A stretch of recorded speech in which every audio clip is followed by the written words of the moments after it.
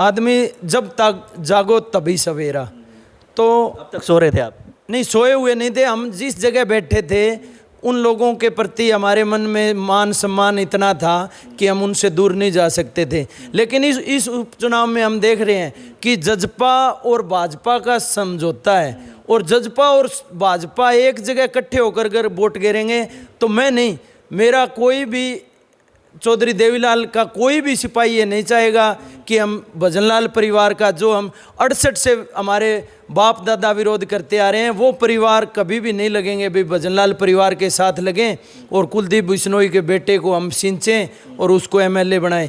मैं नहीं, जजपा का कोई भी कार्यकर्ता कुलदीप बिश्नोई के साथ नहीं लगेगा, ये 101% तय। किस तरह से मुकाबला करेंगे फिर अगर आप पार्टी आपको टिकट देगी तो? यहाँ से देखो, ये भजनलाल परिवार ने आज तक क्या किया? हल्के को सिर्फ बर्बाद किया। आपका भड़ास बहुत है भजनलाल परिवार को लेकर। नहीं, इन्होंने हल्के का बर्बाद किया है शर्मा जी, इन्होंने हल्के को बर्बाद करके रख दिया। आप जाके हल्के में देखो कि कांग्रेस पार्टी किन लोगों को टिकट देने जा रही है। जयप्रकाश जो कि कैथल जिले का है, तो एक हिसाब से भूपेंद्र सिंह हुड्डा तो इस 55 गाँवों की तौहीन कर रहे हैं, बेइज्जती कर रहे हैं कि उन्हें कांग्रेस में कोई ऐसा योग्य आदमी नहीं मिला जो यहाँ से चुनाव लड़ सके। तो इसका मतलब कांग्रेस का तो दिवाला पिट गया।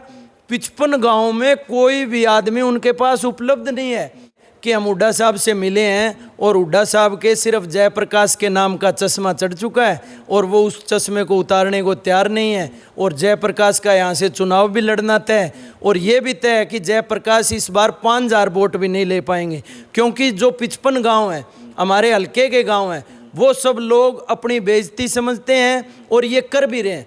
कांग्रेस पार्टी का इसका मतलब दिवाला निकल गया, उनका तो बिल्कुल उनके पल्ले कुछ नहीं बचा। यहाँ पर 55 गांव में उनको कोई योग्य व्यक्ति नहीं लगता। योग्य व्यक्ति या तो रहते हैं रोहतक में या रहते हैं कैथल में, हिसार जिले में भी कोई योग्य व्यक्ति नहीं है। एक थे वो आदम, उसमें चले गए भाजपा में। हाँ, एक थे वो भाजपा में चले गए, तो कांग्रेस के हिसाब से इस हल्के में नहीं रहते। और जयप्रकाश जी तो बार बार कहते भी हैं ये बागड़ी गादड़ी बोला कुट्टा काम दिए करे, तो इस बार बागड़ी उनको बताने का काम करेंगे। तो जैसे कि बीजेपी की अगर बात करें, कुछ नाम यहाँ से आए हैं कि एक सोमवीर लामा, एक डूडी हैं, ये बहुत सारे नाम हैं, तो वो कह रहे हैं कि कांग्रेस पार्टी में शामिल हो रहे हैं। क्या आम आदमी पार्टी से भी प्रयास किया उन्होंने संपर्क करने का, या आप लोगों ने प्रयास किया है कि भाजपा में भाजपा छोड़कर जो जा रहे हैं कुलदीप बिश्नोई के आने से, उन लोगों को आम आदमी पार्टी में शामिल करें? जो आप स्थानीय नेता बता रहे हैं, ऐसे तो भाजपा में 100 से ऊपर नेता हैं, या तो वो पार्टी छोड़ देंगे इस उपचुनाव में, या फिर वो भीतरघात करेंगे, ये 100% तय है।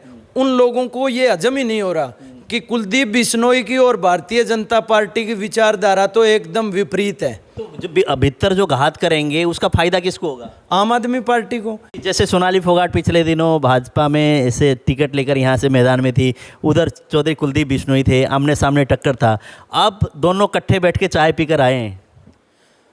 देखो, पार्टी में एक हो गए, चाय भी पी ली। चाय पीने से मनभेद होते हैं ना, वो दूर नहीं होते। कोई मतभेद हो वो तो दूर हो सकते हैं, लेकिन इनके मनभेद हैं, और मनभेद कभी दूर नहीं होते, मनभेद तो रहेंगे इनके। तो मनभेद का फायदा किसको मिलने वाला है? वो आम आदमी पार्टी। आम आदमी पार्टी को मिलने वाला है शर्मा जी, क्योंकि कंपटीटर ही आम आदमी पार्टी है। लगा कि चलो आम आदमी पार्टी भी है, बीजेपी भी है, जेजेपी और बीजेपी अलायंस में इकट्ठे ही चुनाव लड़ेंगे, या लगता है कि उनके भी अलग अलग कैंडिडेट मैदान में आएंगे? आपका अनुभव इसलिए पूछ रहा हूँ। नहीं, मेरे को तो लगता है भी जेजेपी जब अलायंस में है तो उनका तो कैंडिडेट आना तो बनता ही नहीं। तो कुलदीप बिश्नोई के भाजपा में शामिल होने के बाद क्या जेजेपी को कहीं ना कहीं खतरा लगता है आपको? नहीं, जेजेपी तो कुलदीप के साथ भी नहीं जाएंगे। जेजेपी के जिन वर्करों को हम जानते हैं, क्योंकि वो लोग 1968 से संघर्ष कर रहे हैं। भाई, ये कुलदीप वाली विचारधारा ही ये गलत है। ये कुलदीप हरियाणा को नहीं, आदमपुर को बर्बाद कर रहा है, ये ठीक लोग नहीं है। तो वो लोग अब कोई कीमत पर नहीं जा सकते। जेजेपी का कोई भी सिंगल वर्कर भी कुलदीप को वोट नहीं देगा, ये तो तय है। तो इन्हें लोग की अगर बात करें, सुनने में ये भी आ रहा है अर्जुन चौटाला यहाँ से मैदान में होंगे, लगता है आपको? वो तो INLD तो अब इतिहास हो चुका है शर्मा जी। क्योंकि कोई किसी चीज़ का वक्त होता है और उनका वक्त अब चला गया। INLD तो अब इतिहास हो चुकी है। किसका वक्त आने वाला है? वक्त तो उगता सूरज होता है ना, उसको सभी पूजते हैं। और हरियाणा ही नहीं, पूरे भारत की उम्मीदें सिर्फ और सिर्फ आम आदमी पार्टी और अरविंद केजरीवाल से हैं। नमस्कार, मैं रमेश शर्मा, आप देख रहे हैं RSN एक्सप्रेस। फिलहाल मैं हूं आदमपुर हलके में और आदमपुर में हम लोग हैं राम प्रसाद गढ़वाल जी के साथ, क्योंकि आने वाले समय में उपचुनाव है तो सभी राजनीतिक पार्टियां सक्रिय हो रही हैं। उसी बीच अगर बात करें तो लगभग 22 साल से राजनीति करते आए हैं। इनेलो में रहे, उसके बाद JGP में रहे। फिलहाल अगर बात करें तो आम आदमी पार्टी में शामिल हुए कुछ दिन पहले। वार्ड नंबर 5 जिला परिषद से मेंबर हैं। सर से हम बात करेंगे आज आने वाले समय में जो उपचुनाव है उसको लेकर इनकी किस तरह की प्रतिक्रिया है। सुनने में ये भी आया है कि कुछ अंदर की बातें, वो अभी मैं बात करूंगा तो तब निकालूंगा इनके दिल में क्या इच्छाएं हैं और किस तरह से ये पिछली बातों को लेकर चलेंगे और आने वाले समय में किस तरह की रणनीति बनाकर चलेंगे। हम बात करेंगे राम प्रसाद गढ़वाल जी से। सर नमस्कार।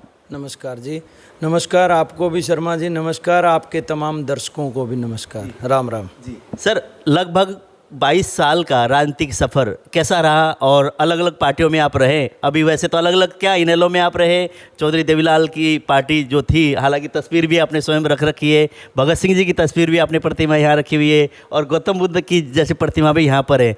तो राजनीति का सफ़र कैसा रहा?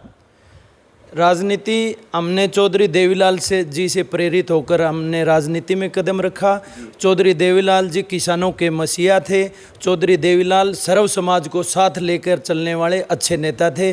उन्हीं से प्रेरित होकर हमने आज तक राजनीति की। और अब हमें लगा कि जो भगत सिंह की विचारधारा है, जो चौधरी देवीलाल की विचारधारा है, जो डॉक्टर भीमराव अंबेडकर की विचारधारा है, वो अगर व्यक्ति कोई लेके चल रहा है तो वो आज पूरे भारत में अरविंद केजरीवाल जी चल रहे हैं, उन्हीं विचारों पर चल रहे हैं। और केजरीवाल जी के शिक्षा को लेकर, स्वास्थ्य को लेकर कॉन्सेप्ट बड़े क्लियर हैं और उन्होंने देश में बीड़ा उठाया है कि मुझे इस राष्ट्र को पूरी दुनिया में एक नंबर का राष्ट्र बनाना है। तो अब हमें उन्हीं से प्रेरणा मिली कि हम भी बिना किसी स्वार्थ के, बिना किसी मोह के, बिना किसी लालच के, बिना किसी भय के हम भी अब राजनीति करेंगे और बिल्कुल साफ सुथरी राजनीति करेंगे। आम आदमी पार्टी के साथ रहकर राजनीति करेंगे जी। जैसे इनेलो में आप रहे हैं, JGP में अब थे, JGP में आपको कोई एक तरह से कार्यभार, एक तरह से आपको जिम्मेदारी भी दी गई थी, तो ऐसा क्या हरियाणा में सरकार JGP की है, JGP को क्यों आपने अलविदा किया?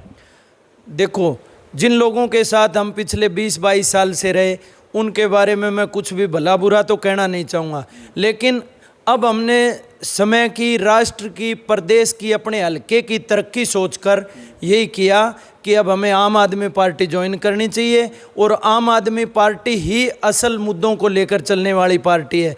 बाकी तो कोई धर्म के नाम पर, कोई मज़हब के नाम पर, लेकिन अगर कोई राष्ट्रभक्त पार्टी है और राष्ट्रभक्तों की पार्टी है तो वो अरविंद केजरीवाल जी की आम आदमी पार्टी है।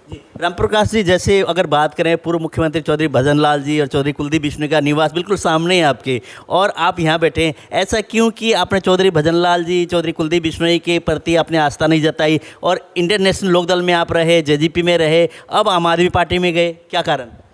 कारण तो हमारी विचारधारा अलग विचारधारा है और कुलदीप की विचारधारा अलग विचारधारा है।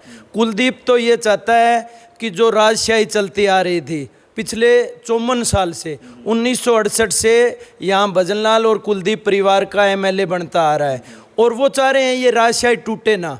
भजनलाल जी थे, उसके बाद कुलदीप आ गए, फिर रेणुका आ गई, फिर उनका लड़का भव्य का जिक्र चल रहा है। वो ये चाह रहे हैं भाई ये राजशाही चलती रहे, लेकिन अब आदमपुर की जनता ने ये मन बना लिया है कि इस परिवारवाद को खात्मा हम करेंगे और इसी चुनाव में करेंगे। और कुलदीप बिश्नोई और उसका परिवार इस चुनाव में 100% यहाँ से हारने वाला है, क्योंकि लोगों में हम जाते हैं। हम पिछले 10-15 दिनों से तो बिल्कुल रेगुलर रूप से जा रहे हैं, वैसे भी हम मिलते जुलते रहते हैं। लोग कहते हैं भाई इस हल्के को कुलदीप ने बर्बाद कर दिया और इस बार तो कुलदीप को हम यहाँ से हराएंगे और आम आदमी पार्टी का इस उपचुनाव में यहाँ से खाता खुलने वाला है। तो आम आदमी पार्टी का खाता तो खुलेंगे, अभी तो चुनाव कुछ महीने पड़े हैं, हो सकता है सरकार तो कभी भी करा सकती है, सरकार के पाले में गेंद है। तो क्या भजनलाल परिवार ने भी विकास नहीं किया इतने वर्षों में? आप देखो, आप आए भी होंगे, सड़कें देखी होंगी, बदहाल किया है, विकास नहीं किया, यहाँ का विनाश किया है। आप देखो आदमपुर हल्के के कम से कम 10-15 गांव तो ऐसे गांव आपको मिलेंगे जो जब पानी की किल्लत होती है, तो पीने का पानी भी राजस्थान से टैंकरों के माध्यम से लाते हैं। तो क्या यही विकास होता है? आप देखो सड़कें सारी टूटी पड़ी हैं, सीवर हैं वो सारे ब्लॉक पड़े हैं, और पीने का पानी है उसमें सीवर का पानी जा रहा है। अगर ये विकास है तो हमें ऐसा विकास तो बिल्कुल नहीं चाहिए। तो आदमपुर की जनता जितने इतने दिनों से विश्वास करते हैं, इतने वर्षों से चौधरी कुलदीप बिश्नोई के परिवार को यहाँ से जिताते रहे, आपको लगता है कि उनका एक तरह से गढ़ है, इसको तोड़ना आसान होगा? लोकतंत्र में गढ़ किसी का नहीं होता, गढ़ तो राजाओं के टाइम में होते थे। आम आदमी पार्टी का इतिहास भी गढ़ तोड़ने का ही रहा। आपने देखा भी होगा कि 15 साल की चीफ मिनिस्टर शीला दीक्षित को किसने हराया? आम आदमी पार्टी ने हराया। प्रकाश सिंह बादल 60 साल से जहाँ से जीते आ रहे थे, उनको किसने हराया? आम आदमी पार्टी ने हराया। अरविंदर सिंह, सरदार अरविंदर सिंह जो राजा पटियाला अपने आप को बोलता था, उसको किसने हराया? आम आदमी पार्टी ने हराया। तो आम आदमी पार्टी के प्रति लोगों में भारी उत्साह है, और जिस किसी को भी यहाँ से कैंडिडेट बनाकर आम आदमी पार्टी भेजेगी, लोग तो सिर्फ एक निशान देखेंगे, झाड़ू का निशान और अरविंद केजरीवाल की फ़ोटो। तो जैसे कि आपने 22 साल का एक्सपीरियंस है, आपने पार्टी बदल ली, आम आदमी पार्टी में आप शामिल हुए, सुनने में ये भी आया है कि आपके भी कुछ दिल में ऐसी वो हैं ख्वाहिश कि यहाँ के आदमपुर हलके से मैं चुनाव लड़ लूँ और इस बार चौधरी कुलदीप बिश्नोई के आमने सामने हुआ, ऐसा कोई है? बिल्कुल, अगर पार्टी ने हमें मौका दिया तो हम बिल्कुल लड़ेंगे। और लेकिन अभी तक मेरी ज्वाइनिंग हुई है वो बिना शर्त हुई है। हमने सिर्फ केजरीवाल जी की विचारधारा से प्रभावित होकर, जो उन्होंने शिक्षा के क्षेत्र में, स्वास्थ्य के क्षेत्र में जो दिल्ली में काम किए हैं, और उसी की तर्ज पर पंजाब में भी लोग भगवत मान को चीफ मिनिस्टर बना चुके हैं, और वो भी अब इसी मॉडल को पंजाब में भी लागू करने वाले हैं। तो इसी मॉडल को हम हरियाणा में भी लागू करवाना चाहते हैं, क्योंकि जब हमें लोगों के बीच जाते हैं तो लोग कहते हैं कि इन सफ़ेद पोशों ने, इन सफ़ेद कपड़ा धारकों ने, इन परंपरागत पार्टियों ने हरियाणा को बर्बाद कर दिया। अब हमारे कोई आस है तो वो सिर्फ अरविंद केजरीवाल है। तो अरविंद केजरीवाल से इतने आप प्रभावित हैं, पहले आपने क्यों ज्वाइन नहीं किया? फिर जैसे लगभग पिछले 5 वर्ष से तो लगभग दिल्ली में एक तरह से राज कर रहे हैं ये, तो आप पहले अपने मन नहीं बनाया कि पहले ज्वाइन कर लें? आदमी जब तक जागो तभी सवेरा। तो अब तक सो रहे थे आप? नहीं, सोए हुए नहीं थे। हम जिस जगह बैठे थे उन लोगों के प्रति हमारे मन में मान सम्मान इतना था कि हम उनसे दूर नहीं जा सकते थे। लेकिन इस उपचुनाव में हम देख रहे हैं कि जजपा और भाजपा का समझौता है, और जजपा और भाजपा एक जगह इकट्ठे होकर अगर वोट गिरेंगे तो मैं नहीं, मेरा कोई भी चौधरी देवीलाल का कोई भी सिपाही ये नहीं चाहेगा कि हम भजनलाल परिवार का, जो हम 68 से हमारे बाप दादा विरोध करते आ रहे हैं, वो परिवार कभी भी नहीं लगेंगे। भी भजनलाल परिवार के साथ लगें और कुलदीप बिश्नोई के बेटे को हम सिंचें और उसको एमएलए बनाएं। मैं नहीं, जजपा का कोई भी कार्यकर्ता कुलदीप बिश्नोई के साथ नहीं लगेगा, ये 101% तय है। तो कुलदीप बिश्नोई जैसे कांग्रेस छोड़ के भाजपा में गए हैं, आपको लगता है कि जो कांग्रेस यहाँ से कांग्रेस पार्टी से चुनाव लड़ते रहे हैं, जीतते आए हैं, तो इस बार भाजपा में जाने के बाद आदमपुर की जनता क्या कुलदीप बिश्नोई के साथ देगी? हालांकि अब कह रहे हैं नहीं देगी, लेकिन अगर हम लोग वैसे बात करें तो लगता है कि भाजपा के यहाँ पे है नेता कुछ ऐसे जो समर्थन देंगे चौधरी कुलदीप बिश्नोई को। कुलदीप बिश्नोई ने ये फैसला क्यों लिया है शर्मा जी, ये सोचने की बात है। उन्होंने ये फैसला लिया है कि अपने इनकम टैक्स के केस सेटल कर लें, अपने भव्य बेटे को आगे बढ़ाएं। तो वो क्या आदमपुर की जनता के हित में तो उन्होंने ऐसा कुछ नहीं किया, भाई फैसला जनता के हित में किया हो। अगर उन्होंने शामिल होकर सरकार में शामिल होकर जनता का विकास कराने का फैसला लेते तो जनता उनके साथ होती। लेकिन ये तो सिर्फ परिवारवाद से प्रेरित फैसला है, तो सिर्फ परिवार वोट दे सकता है, भव्य, रेणुका और कुलदीप। बाकी जनता इस बार उनको रिजेक्ट करेगी, ये 100% तय है। वो तो कह रहे हैं, जैसे हमारी बात हुई, वो कह रहे हैं कि आदमपुर के विकास के लिए भारतीय जनता पार्टी की मनोहर लाल सरकार बहुत अच्छी है और वहाँ से ग्रांट खूब मिला है। अब मैं पार्टी में इसलिए शामिल हुआ हूँ कि पिछले कई वर्षों से यहाँ पे काम नहीं हुआ है, हम लोग एक तरह से उत्पीड़न में रहे हैं यहाँ के। इस बार हम इसलिए शामिल हुए हैं ताकि आदमपुर हल्के का विकास हो, और करोड़ों रुपये का बजट में लेकर आऊँगा। बजट तो लेना होता, 8.5 साल से किसकी सरकार है? 8.5 साल तो भारतीय जनता पार्टी की सरकार है। पिछली 5 साल थी, 2.5 साल ये हो गए, 3 साल ये हो गए, तो 8-8.5 साल से भारतीय जनता पार्टी की सरकार है। और क्या भारतीय जनता पार्टी की सरकार ने जहाँ से उनके एमएलए चुने हुए हैं वहाँ सब चांद तारे लगा दिए? हमारे साथ हल्का नलवा है, नलवा के लोग भी ऐसे ही रो रहे हैं, अभी हमें बर्बाद कर दिया भारतीय जनता पार्टी ने। उकलाना हमारे साथ लगता हल्का है, वहाँ से भी जेजेपी के मंत्री अनूप धानक जी, तो वहाँ उकलाना वाले भी कह रहे हैं हमें बर्बाद कर दिया। इधर साथ लगता हल्का फतेहाबाद है, वहाँ से दूढ़ाराम जी एमएलए हैं, तो क्या फतेहाबाद में अब कोई समस्या नहीं बची? तो ये तो लोगों को सिर्फ गुमराह करने की बात है। इन लोगों को सिर्फ अपना और अपना परिवार देखना है, बाकी जनता से इनका कोई सरोकार है नहीं। तो रामप्रकाश जी, आप ये बताओ कि सारे नेताओं के आपने नाम गिना दिए, तो आपको अगर हरियाणा में अगर देख रहे हैं तो दिल्ली में केजरीवाल सरकार है, पंजाब में केजरीवाल सरकार है, आपको लगता है कि हरियाणा में भी उसी तरह से जैसे पंजाब में परचम लहराया ऐसा हो सकता है हरियाणा में? संभव है? संभव नहीं होने जा रहा है। ये तो हम लोगों से मिल रहे हैं, लोगों में आम आदमी पार्टी के प्रति भारी उत्साह है। लोग कहते हैं कि हमें आम आदमी पार्टी की सदस्यता जल्दी से जल्दी ग्रहण करनी है, और इसी चुनाव में आप देखोगे आम आदमी पार्टी का झंडा आदमपुर से बुलंद होगा और ये झंडा फिर चंडीगढ़ तक फहराएगा। आम आदमी पार्टी आदमपुर फतेह करेगी और पूर्ण बहुमत की सरकार 2024 में हरियाणा में भी बनाएगी। बहुत बढ़िया दावा कर रहे हो आप। नहीं, दावा नहीं है, हकीकत है, हम देख रहे हैं, वो बात बोल रहे हैं। ग्राउंड रियलिटी की बात यही है कि लोगों में आम आदमी पार्टी के प्रति भारी उत्साह है। लगभग 22 साल का अनुभव है राजनीति का, इंडियन नेशनल लोकदल में रहे, जेजेपी में थे, अब कुछ ही दिन पहले 2-4 दिन पहले आम आदमी पार्टी में गए। 5 नंबर वार्ड जिला परिषद के मेंबर हैं, इनसे जानते हैं आपने जो वार्ड है उसमें कितने गाँव पड़ते हैं? हमारे वार्ड में 12 गाँव पड़ते हैं। 12 गाँव पड़ते हैं। आदमपुर हल्के में? हाँ, 12 के 12 गांव आदमपुर हल्के में है। मेरा खुद का गांव काली रावण है, वो भी अच्छा बड़ा गांव है, 62-6300 वोटों का गांव है, वो भी मेरे हल्के में पड़ता है। और मैं यहाँ पिछले 20-22 साल से आदमपुर में ही रह रहा हूँ, मेरा परिवार सारा गांव में रहता है। तो वहाँ हल्के के आपके गांव के लोग जो 12 गांव पड़ते हैं, क्या गांव के लोगों से मिलकर आपने राय लेकर आपने फैसला किया था, या आपका अकेले का सोच था कि हाँ केजरीवाल जी बहुत अच्छे हैं, बहुत अच्छा काम कर रहे हैं, मैं पार्टी में शामिल हूँ? हम पहले व्यक्तिगत रूप से जा के लोगों से मिले, घरों में मिले, और लोगों ने सिर्फ एक ही बात कही कि हुड्डा साहब ने 10 साल राज किया, हमने हुड्डा साहब का राज देख लिया। हुड्डा साहब ने किया तो किया, सिर्फ क्षेत्रवाद किया, उन्होंने रोहतक से बाहर पूरे हरियाणा में ही नहीं देखा। और हुड्डा साहब से आप टिकट की भी उम्मीद मत करना और उनकी पार्टी भी मत ज्वाइन करना। लोगों ने कहा अगर सच्ची राजनीति करनी है, जन सेवा करनी है, तो सिर्फ उसका एक ही माध्यम है, आम आदमी पार्टी, और नेता है पूरे भारत में तो अरविंद केजरीवाल जी।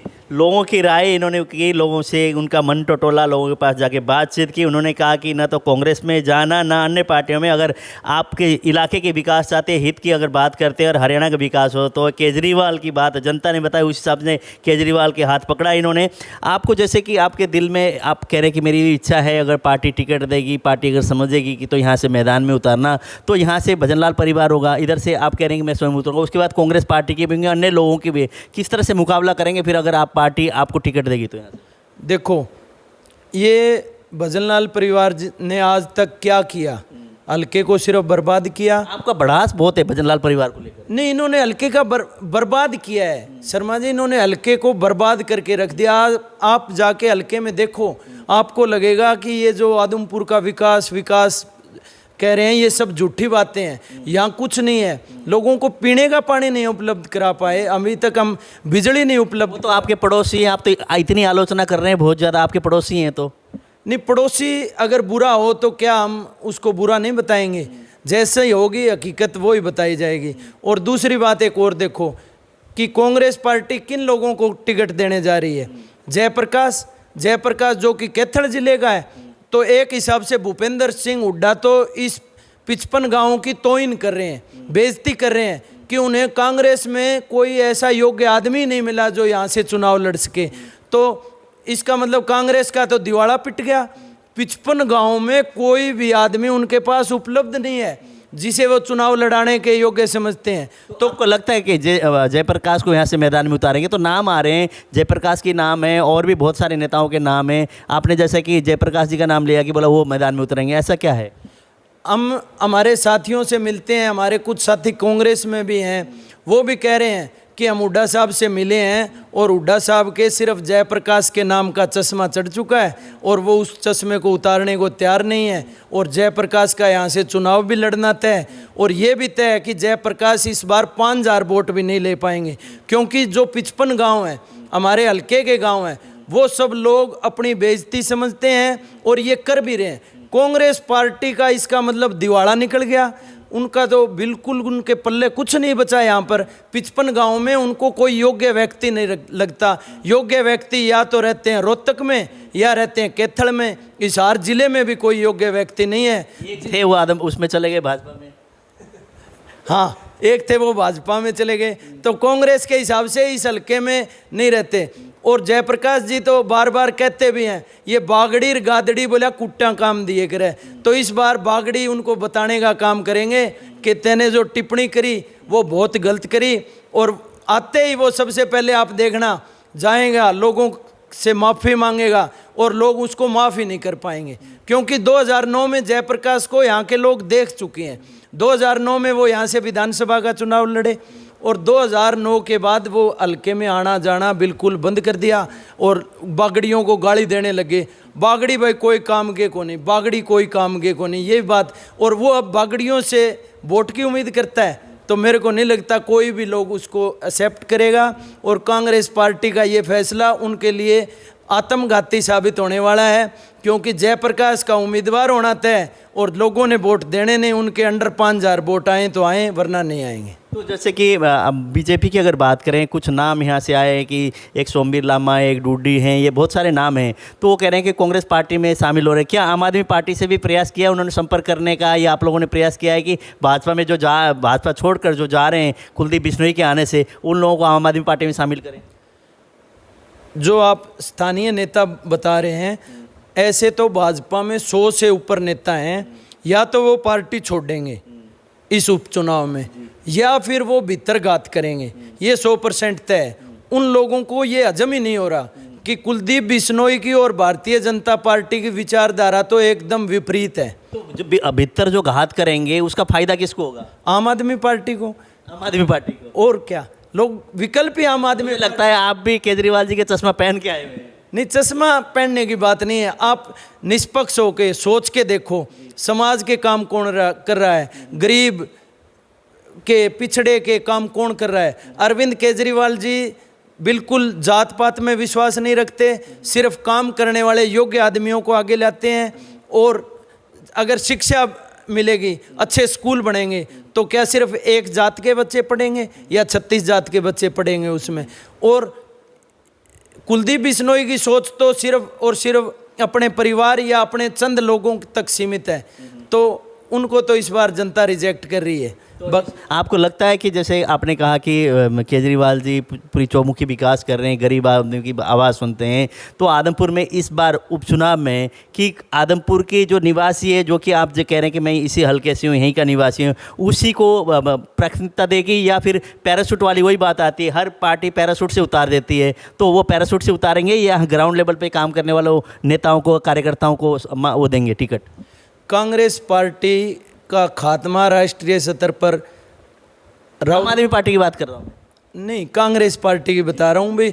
राष्ट्रीय स्तर पर कांग्रेस पार्टी का खात्मा तो राहुल जी ने कर दिया, और यहाँ अब दीपेंद्र हुड्डा के जुम्मे है कि वो हरियाणा में उसको लेके बैठेंगे। और आप एक बात और देखो, आप तो पत्रकार हो, आप पिछले कई दिनों से नोटिस भी कर रहे हो कि सुभाष चंद्रा जी किस पार्टी के कैंडिडेट थे और उनको जिताया किसने? भूपेंद्र सिंह हुड्डा की बहुत बड़ी सेटिंग है भारतीय जनता पार्टी के साथ। उन्होंने देख लो, आप सुभाष चंद्रा जी को राज्यसभा में भेजा, या तो उन्होंने पैसे लिए या फिर वो समझौता किए बैठे हैं कि मेरे केस कास ना उजागर हों और मैं भारतीय जनता पार्टी की मदद करूंगा। तो नेताओं की तो सेटिंग हो सकती है, लेकिन जनता सब जानती है कि किसने क्या सेटिंग कर रखी है। और कांग्रेस तो यहाँ इस बार फाइट में नहीं है। आम आदमी पार्टी का सीधा मुकाबला कुलदीप के परिवार भव्य बिश्नोई से होगा, जो ये उम्मीदवार बता रहे हैं भाई भव्य यहाँ से उम्मीदवार आने वाला है।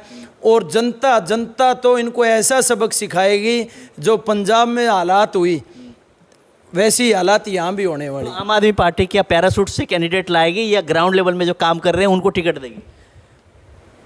आम आदमी पार्टी बिल्कुल इसी हल्के के लोकल व्यक्ति को ही देगी। हो सकता है वो मैं भी ना हूँ, लेकिन 55 गाँव में से अच्छा काम करने वाला योग्य जो भी उम्मीदवार होगा उसे आम आदमी पार्टी उम्मीदवार बनाएगी। और यहाँ से आम आदमी पार्टी का उम्मीदवार जीतना तय हो चुका है अब से पहले। जी, जैसे सोनाली फोगाट पिछले दिनों भाजपा में ऐसे टिकट लेकर यहाँ से मैदान में थी, उधर चौधरी कुलदीप बिश्नोई थे, आमने सामने टक्कर था। अब दोनों इकट्ठे बैठ के चाय पीकर आए हैं। देखो, पार्टी में एक हो गए, चाय भी पी ली। चाय पीने से मनभेद होते हैं ना, वो दूर नहीं होते। कोई मतभेद हो वो तो दूर हो सकते हैं, लेकिन इनके मनभेद हैं और मनभेद कभी दूर नहीं होते, मनभेद तो रहेंगे इनके। तो मनभेद का फायदा किसको मिलने वाला है? वो आम आदमी पार्टी। आम आदमी पार्टी को मिलने वाला है शर्मा जी, क्योंकि कंपटीटर ही आम आदमी पार्टी है। और लोगों का उत्साह आप देखोगे, बहुत भारी उत्साह है आम आदमी पार्टी के प्रति। हो सकता है चंद जो आगे फिरने वाले लोग हों गाँव में 10-20, वो तो हो सकता है भाई देखते हो भी हमने पीछे भी फ़ायदा उठाया उड्डा के राज में, कोई 2-4 सेटिंग करके नौकरी वोकरी और लगा लेंगे।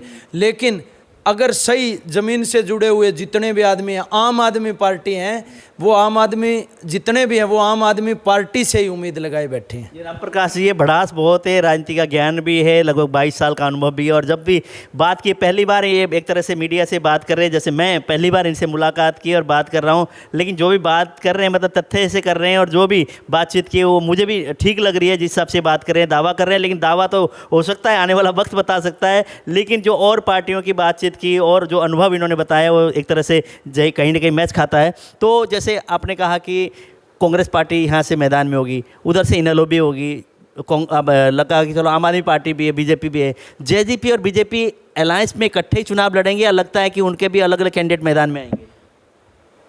आपका अनुभव इसलिए पूछ रहा हूँ। नहीं, मेरे को तो लगता है भी जेजेपी जब अलायंस में है तो उनका तो कैंडिडेट आना तो बनता ही नहीं। तो कुलदीप बिश्नोई के भाजपा में शामिल होने के बाद क्या जेजेपी को कहीं ना कहीं खतरा लगता है आपको?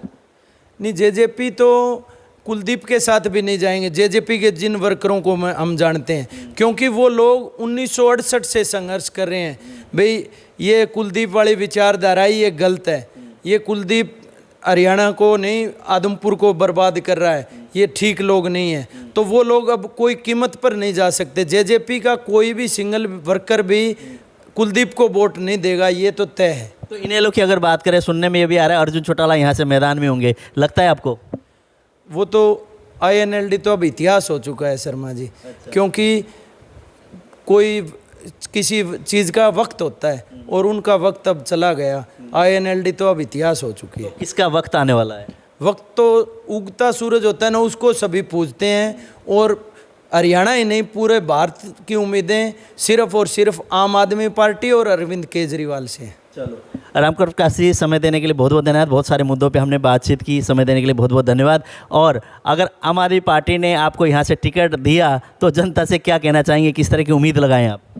मैं जनता से तो ये कहना चाहूँगा कि मैं नहीं, आम आदमी पार्टी जिस किसी को भी प्रत्याशी बनाए तो झाड़ू का निशान देखना है और इस झाड़ू के माध्यम से इस गंदी राजनीति को हमें साफ करना है और अरविंद केजरीवाल को अगला PM भारत का बनाना है। बहुत बहुत धन्यवाद। धन्यवाद जी। जैसे राम प्रकाश जी थे, जैसे कि वार्ड नंबर 5 से जिला परिषद के मेंबर हैं, 12 के करीब गांव इनकी एक तरह से एरिया में आते हैं, वार्ड में आते हैं। 22 साल का जैसे अनुभव है, इंडियन नेशनल लोकदल में रहे, चौधरी देवीलाल की राजनीति को लेकर उससे प्रेरित होकर उसमें शामिल हुए। उसके बाद जैसे 2 पार्टी बंट गए तो जेजेपी के खामे में आए कि अजय सिंह से जुड़े हुए थे।